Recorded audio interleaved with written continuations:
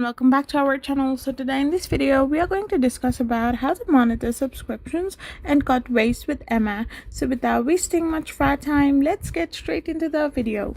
So if you want to monitor subscriptions and cut waste with Emma, so all you can do is simply get the Emma app.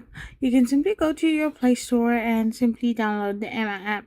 So once you download the Emma app, you can simply sign up and securely link your bank account to the service. You can now simply automatically detect and display your recurring payments and subscription in the app's feed, and now sign up for price hike alerts to get real-time notifications.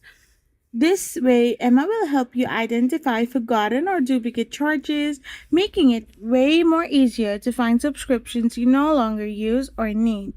You can also conduct a subscription audit or cancel unused subscription and contact the service provider to get more knowledge about some wasteful subscriptions to avoid such waste.